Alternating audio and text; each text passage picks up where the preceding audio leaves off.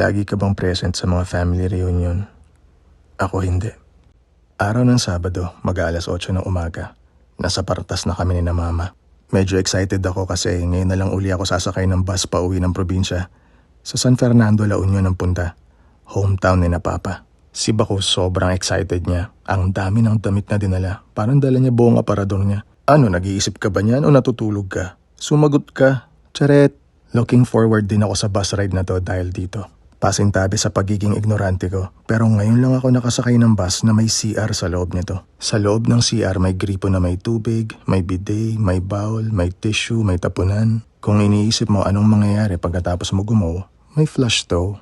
Ang ganda na ng bus na to, ang ganda ng loob, moderno. On the way na kami. Dapat doon ako uupo sa harapan, sa likod ng driver. Kaso pang senior pala yun, kaya napalipat ako ng upuan. 1.7 plus inabot naming tatlo. Pagkatapos nito, nakatulog na ako. Nasa bawang na kami nung magising ako. San Fernando, La Union na ang sunod nito. Doon na ang baba naming tatlo. Sobrang random lang ng mga kuha ko kasi nga aantok-antok pa. Nakasakay na kami sa tricycle na maalala kong ilabas yung cellphone ko pagdating ng San Fernando. Tas bigla ako i-zoom. Ba't ko zoom? Pagdating namin sa bahay ni auntie, nandun na yung the rest of the family. Nakakabusog talaga ng kaluluwa pag nakikita mo yung pamilya mo na masaya. Pero madalas absent ako sa mga ganito kasi mas pinipili ko na magtrabaho. Ready na mikropono. Hindi talaga kompleto ang celebration pag walang video o kaya action. Nagkalapagan na. Handa na ang isang platito ng igado at dapat kanin ang ipapartner mo. Eto konting kaalaman tungkol sa igado. Pakipost ko interesado.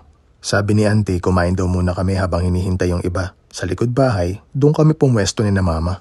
Madalas magluto ng ganito yung nanay ko lalo na nung papalaki ako. Pero mas simple yung rekado. Hindi authentic tulad niya na may green peas at bell pepper. Kasi dagdag pa yun sa budget if ever. Kaya ang version namin, baboy at atay lang forever. Naalala ko nung bata ko tuwing araw ng linggo, pag may extra sa sweldo, nagluluto ng ganito tatay ko. Konting kaalaman tungkol sa papaitan. Pakipost kung gusto mo malaman. Mula nung mga oras na yan, hindi pa ako nakakatikim ng ibang papaitan. Luto lang ng tatay ko nakagisnan. Nung una, aminin ko akala ko magiging kadire dahil sa pait ng apdo. Pero nagkamali ako. Ang sarap ng pagkakatimpla nito. Hindi malansa at hindi maanggo. Sa totoo lang sa tagal, hindi ko na maalala kung ano yung timpla ng tatay ko nung nagluluto siya. Ang naaalala ko lang yung lambot ng karne, yung pait ng sabaw, at yung saya ko na nangingibabaw. Kasi nung mga panahon na yon, hindi yung papaitan ang tumatak sa akin ng gusto, kundi yung salo-salo namin na buo ang pamilya tuwing araw ng linggo. Madalas mas maaalala mo talaga yung samahan kesa sa pinagsasaluhan. Auntie ko yan, Joji ang pangalan, kapatid ni Papa. Yan si Auntie Joji ang punong abala sa naganap na to na pagtitipon ng pamilya. Di lang ice cream at tilapia ang laman ng mga lalagyan na ganyan. Minsan, igado naman. Nailapag na yung pangmalakasan. Nagka-box outan pa yan. Si Bakos ang nanguna, kaya i-starteran niya na. Itong kilawin na to, madalas meron kami nito nun. Dahil mura lang ang dilis, kayang-kaya ng tatay kong nagko-construction. Kung iniisip mo malansa dahil hilaw pa yung isda, hindi. Dahil luto na siya sa suka. Konting kaalaman tungkol sa kinilaw na yan, pakipost kung gusto mo malaman.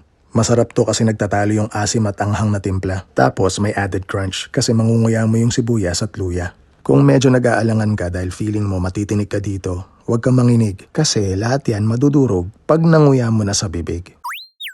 Nakakatuwa, puro paborito ng tatay ko yung nakahanda. Ganon siguro talaga pag mga Ilocano nagkita-kita sa menu, kahit isa sa mga yon dapat kasama.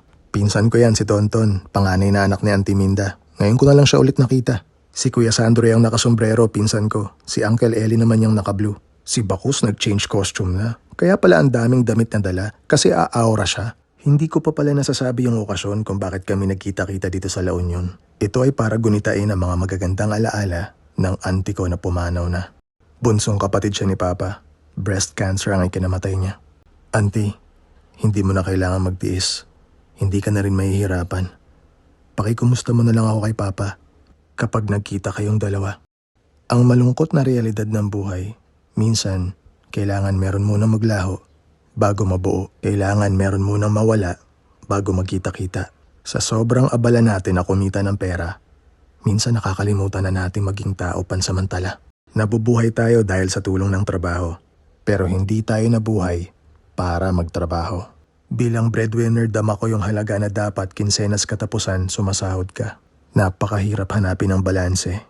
Ang hirap tumantya. Sobrang iksi lang ng buhay at magugulat ka sa bilis na mga pwedeng mangyari. Kaya hanggat maaari, yung work-life balance, mahanap mo na hanggat may oras pa.